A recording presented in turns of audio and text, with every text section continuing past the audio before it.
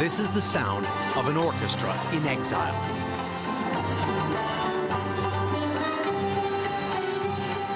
These courageous young musicians from Afghanistan are fighting to keep their country's musical traditions alive. Because in Afghanistan now, music is a crime.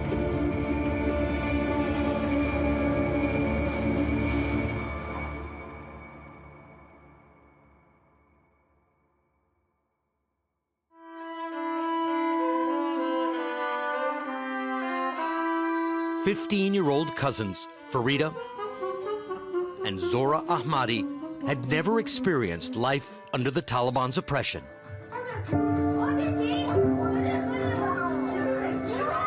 They were born in Afghanistan in the 2000s, during a unique period in the country's long and troubled history, when American troops had driven the brutal Taliban regime from power and forced out its most notorious guest, Osama bin Laden.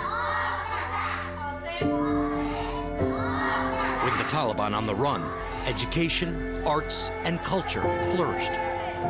So did women's rights. Growing up in this world of possibilities, Farida and Zora were bound by a joint love of music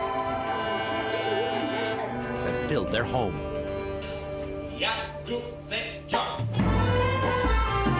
They enrolled at the newly formed Afghanistan National Institute of Music. Based in the heart of Kabul, it was the country's most resounding symbol of progress and potential. When I went to music school, I found a dream. So it was a whole world for us that made us to dream bigger and higher. The institute, established in 2010, was the creation of Dr. Ahmed Sarmast, a seasoned music professor in Australia, and the son of a renowned Afghan composer. After U.S. forces ousted the Taliban, he returned to Afghanistan. I came here to return the musical rights of the Afghan people, a right that has been taken by the Taliban when they're running of Afghanistan. His school and its students were an immediate success, touring some of the world's most prestigious concert venues. They became the face of this new Afghanistan.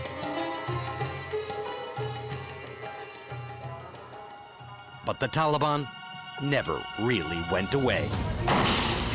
From the shadows, they fought an insurgency against American and partnered forces and everything they perceived to be the ungodly evils the Americans had brought. Among them, Dr. Sarmast and his young musicians. Why does the Taliban hate music so much? It clearly shows that the Taliban are a group of ignorant, backward thinking forces that would like to impose their narrow interpretation of Holy Islam on the Afghan people. Hell-bent on silencing the music, in 2014, the Taliban insurgents nearly succeeded. They dispatched a suicide bomber to an interpretive dance performance where musicians from the school were playing. The bomber sat right behind Dr. Sarmast. He lost much of his hearing and almost his life, but not his determination. It hasn't been an easy road for you. We all one day will be gone. I strongly believe it's better to die while you're standing rather to be on your knees. The musicians defiantly played on for years, until the Taliban were gifted a new lease on life. So today, the United States signed a deal with the Taliban so that we can hopefully begin the immediate process of finally bringing our troops back home. When President Trump was voted out of office, President Joe Biden honored his predecessor's deal with the Taliban. As American troops packed to leave, the Taliban surged. And the American-backed Afghan military and government collapsed. The Taliban rolled into Kabul unopposed, taking the city and power without a fight. Do you remember when the Taliban came into Kabul, when they returned to power? It was a shocking moment that we realized that Afghanistan is finished. It was like we were dead. You felt like you were dead. Yes. I didn't believe that one day the Taliban will gonna come back. I was thinking that it will not gonna happen, the history that happened before. For the first time in decades, the Taliban patrolled Kabul's streets openly. Desperate and afraid, hundreds of thousands of Afghans attempted to flee the country, hoping to join the Americans as they left, by any means possible. Across Kabul, students at the music school were facing this new, terrifying reality. I was in the middle of the street. People were shouting and running. I was there with my violin, and then I saw the Taliban. Aman Nouri, a promising violinist, worried his precious instrument would now endanger his life. I was talking to my mom that please hide or just break it. I don't want it anymore. Farida and Zora, just 12 at the time, were frightened too of what the Taliban's return would bring and take away. I was thinking that when some of them were gonna come and knock the door, and then they were gonna say that you just arrested, and then because you guys are studying music. And you have a house full of instruments because you're both musicians. Yeah. So what do you do? It was just like hiding everything and also burning, because we were not really thinking that it was gonna be safe for us. And it was something hard, but I was just trying to keep myself strong. It still disturbs you to this day, the idea of burning culture. Yeah, yeah. Because if you didn't burn it, paintings, books, did you have to burn books too? A lot. We had burned a lot of the books and the painting and the instrument. It's just horrible.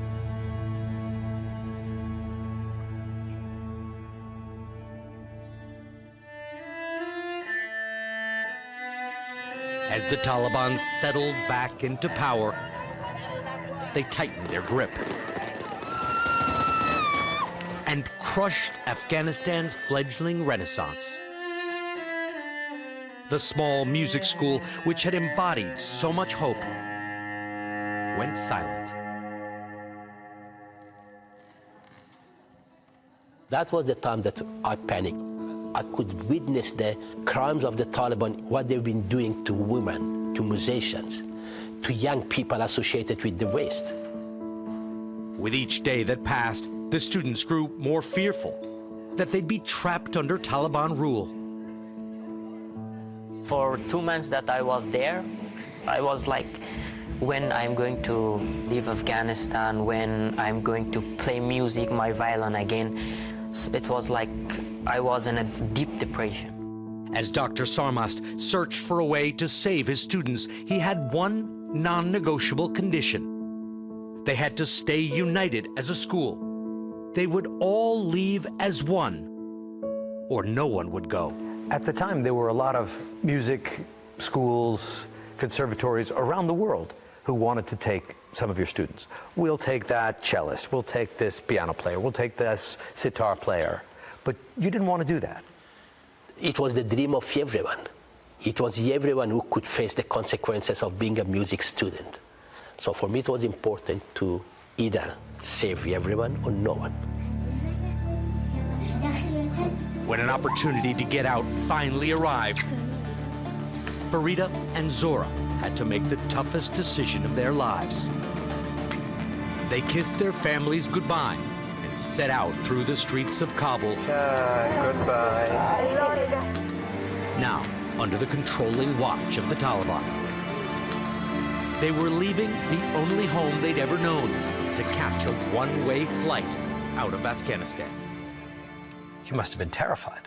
Yes, I was really worried.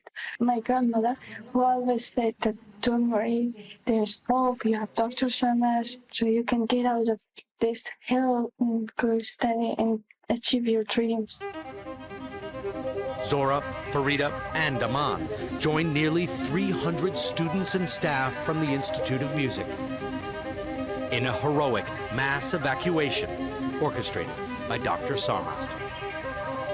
After months and multiple airlifts, the weary students finally arrived in Portugal, the only country that had agreed to take everyone in. It's the end of a very long journey to freedom. The Afghan musicians, once a symbol of what the nation could become, would play on, but only in exile.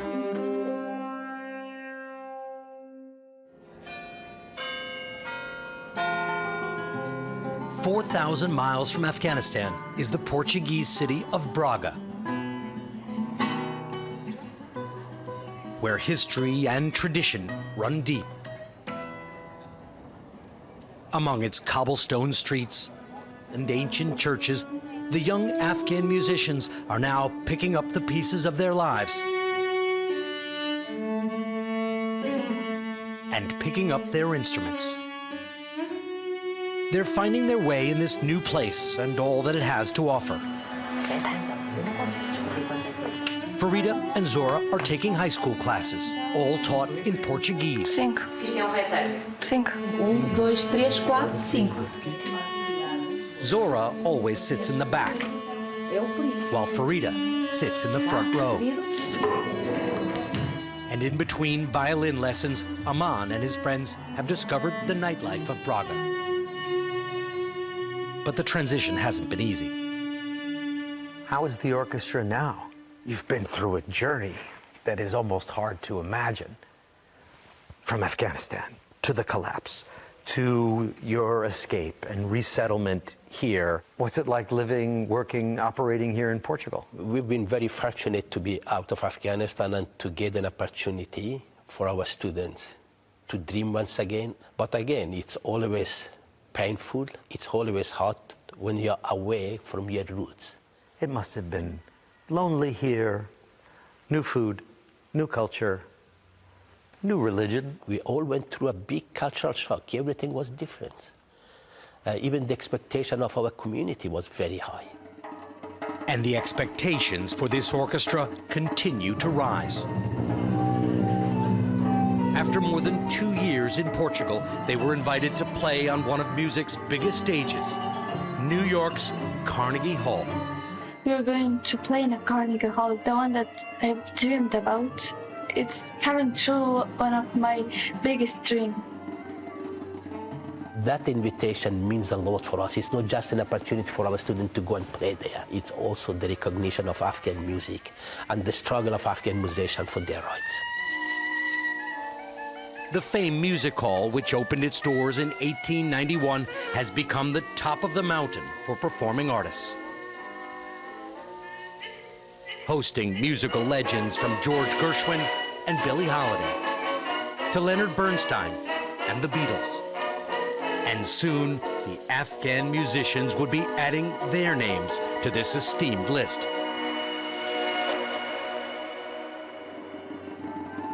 It's a huge opportunity for any musician, but few face such overwhelming challenges. The students are trying to find their rhythm, playing on donated instruments with a new Portuguese conductor. An orchestra against the odds. You came without your family. That must have been hard, saying goodbye to them. For me, it was really hard because we had to leave our family for a long time that we didn't know if we are going to see them ever again or no. It's something hard, but we need to accept that to ourselves, because if we want to have freedom, we need to suffer, like as a Refugee. yes, like as a refugee, like how we are now. One little detail. Don't breathe. It's impossible to ignore the pressure on their families back home. What about things back in Afghanistan? Your family, your friends, the ones living under the Taliban?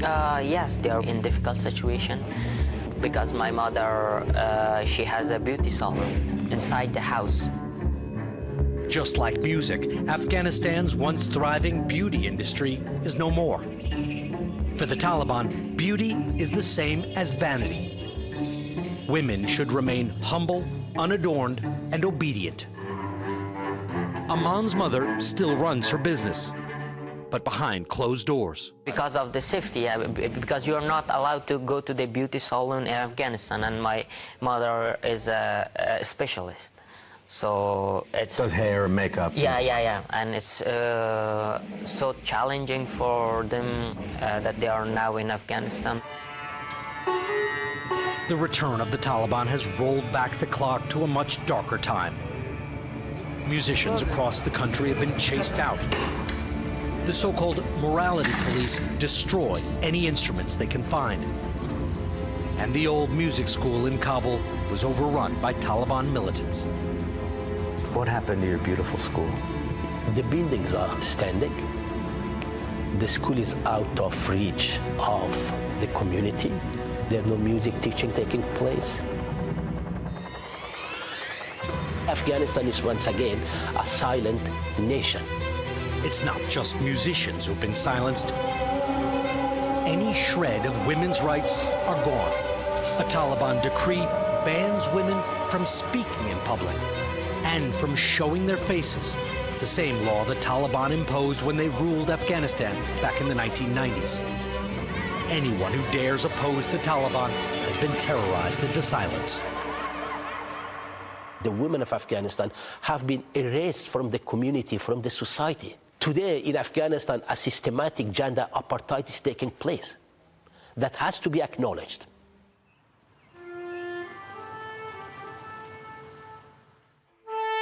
For Zora and for Farida, there is no escape from the heartache they feel for their country and for their loved ones still trapped there. My family, they are just doing the normal life, but not more. There's no work. It's really hard to live there now. The situation is really bad. The memories of better times are a haunting reminder of all that the Taliban snatched away, especially from Farida's little sister, Shanaz, still in Afghanistan, where her future is bleak. Music offers some relief. When I'm practicing or playing the trumpet, I feel like it's gonna be okay. My family will come, Taliban will be gone, and it just feels good. When I play music, it's also making me more strong. It just helped me a lot. They're practicing a song for Carnegie. It's called Sar Zamin Aman, which means my homeland. It's become a kind of national anthem for Afghans who feel they no longer have a nation.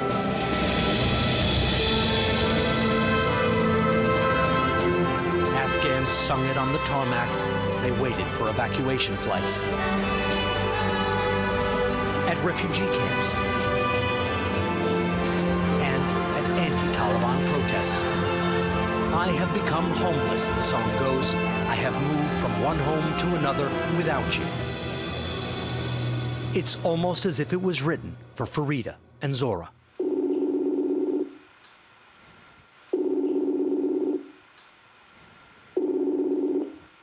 الو سلام الو فردا سلام خوبی چطوری بچه‌م خوبی بخیر جان These phone calls are Farida's only connection to her family in Kabul. Her parents, brother and sister, and her grandmother she shares with Zora.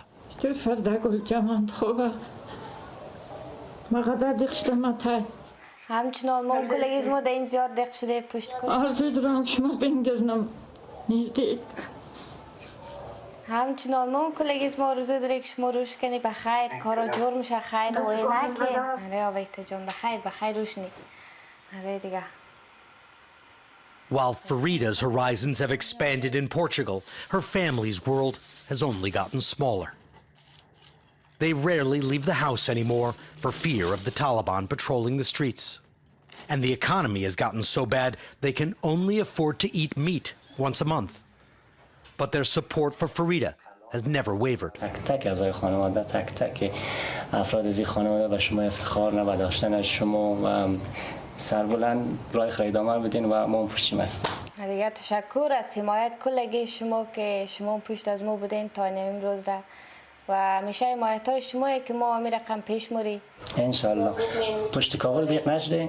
دیق شدم پشت که کلگی دیق شدم پشت شهر پشت کل جای. Farida worries most for her little sister, Shanaz, who's in the 5th grade and cherishes her education. She hopes one day to be a doctor, a dream likely out of reach under Taliban law. As a young girl, Shanaz will only be allowed one more year of school. آرزوی خودمی است که از سن 6 به بالا ما بخوانیم و همیشه باید سرفراز و موفق باشیم و کامیاب باشیم و زیر شکنجه طالبان هستیم.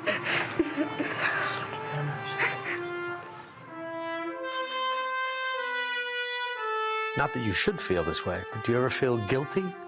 Like, I have so many opportunities. Does it make you feel bad? A lot.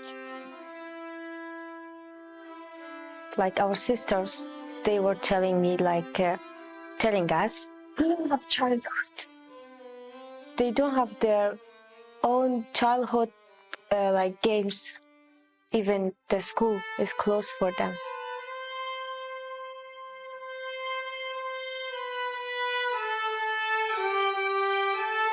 That pain for everything Afghanistan has lost is felt by every student at the Institute of Music, as is a shared sense of responsibility that is drawn out with every bow and banged with every drumbeat.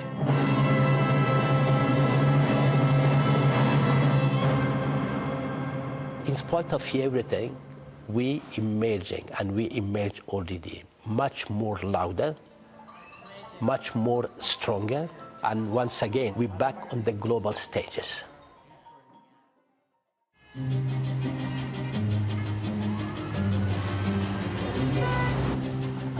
Nearly 3 years after leaving Afghanistan, the music students arrived in New York City.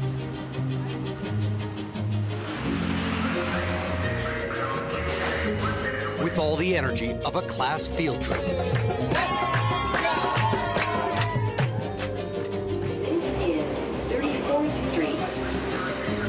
It's a miracle this renegade orchestra made it here at all.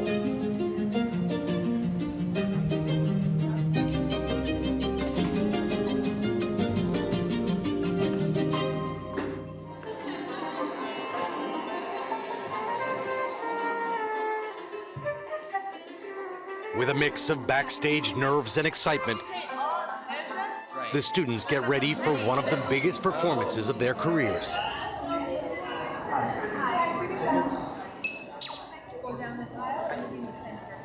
Along with their instruments, they carry a heavy burden to keep Afghanistan's music alive.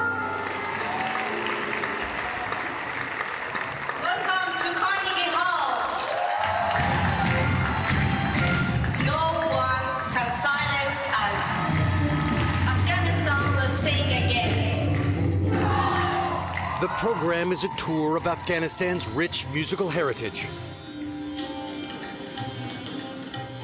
And it wouldn't be complete without their version of Sar Zamin Aman, the anthem for Afghans without a home.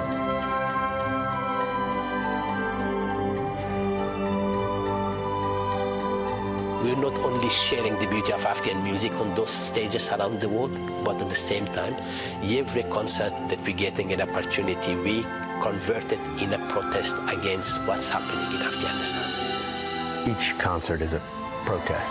Each note is a protest. Each note that we play today, it's a note of protest.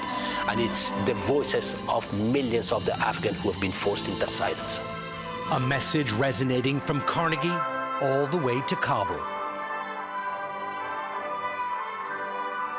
where the Taliban have silenced music, but cannot stop its power. It's not just playing music, it's when you listen how you feel. It gives us some feelings, and also it makes us strong. In that moment, on stage, the musicians' years of sacrifice seemed not to be in vain.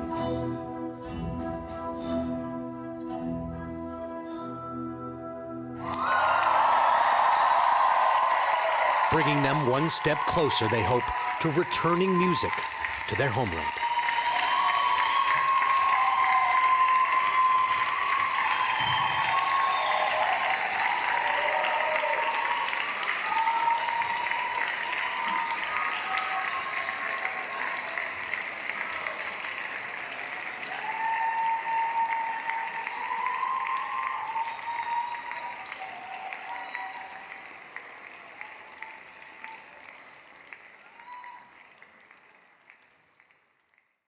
Thanks for watching. Stay updated about breaking news and top stories on the NBC News app or follow us on social media.